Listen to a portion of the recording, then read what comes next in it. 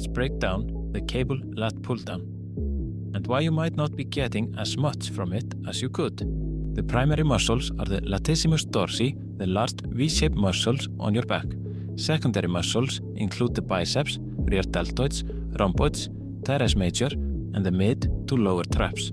It's one of the best exercises for developing a wide, tapered back if you do it right. Start by selecting a wide grip bar attachment on a cable machine with an overhead pulley. Sit down on the seat and adjust the knee pad so it pins your legs down securely. You should be able to lift off the seat, even slightly. This keeps your lower body stable when you pull. Grab the bar with a grip slightly wider than shoulder width. You can use a thumbs over the bar grip and think about hooking your arms to reduce forearm dominance, keeping the focus on your lats. Before pulling anything, set your position. Sit tall with your chest up and core braced. Initiate the movement with your shoulder blades, not your arms. This is key. Depress and retract your scapula. Think about pulling your shoulders down and back into your back pockets before you even bend your elbows.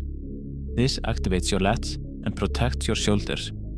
As you pull the bar down, lean back very slightly, just 10 to 15 degrees, so the bar has a clear path to your upper chest and is the ideal position to engage your lats.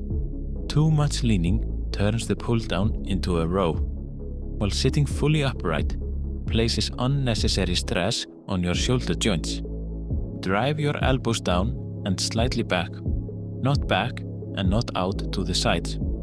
Keep them close to your sides and think about pulling through your elbows, not your hands. Pull the bar to your upper chest, roughly the area just below your collarbone. Don't let your shoulders shrug up.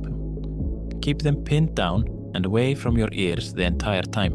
At the bottom of the movement, your chest should still be up, back muscles squeezed tightly, and elbows pointing down at about a 45-degree angle behind you.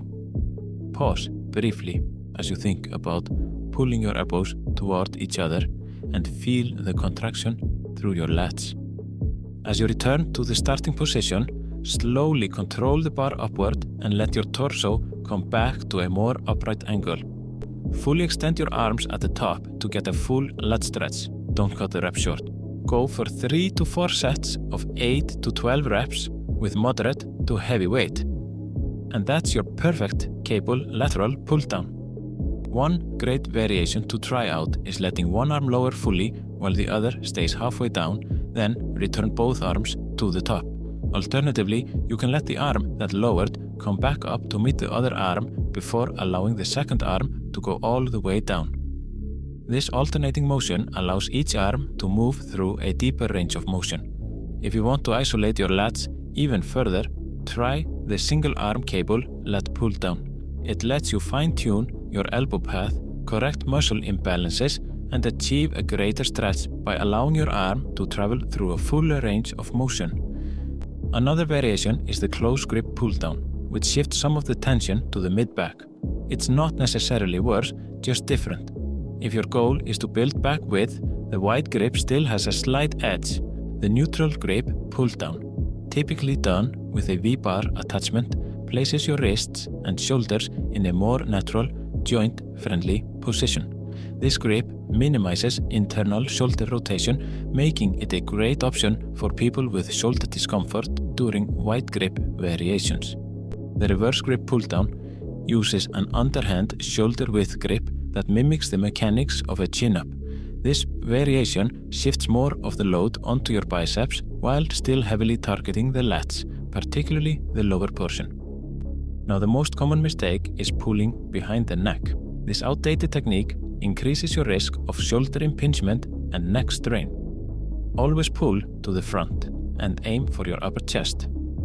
Another one is using your arms and shoulders instead of your lats. If you start to pull with your biceps, you're missing the entire point of the exercise. Always lead with the shoulder blades and elbows, not your hands. Also, rolling your shoulders forward as you pull down shifts tension away from the lats and puts unnecessary stress on the shoulder joints. Instead, keep your chest lifted and your shoulder blades down and back. And lastly, doing them all at the same time. Which of these mistakes have you caught yourself doing? Drop a comment below and let me know. Check out these videos if you want to learn more. Till next time, verið sæl.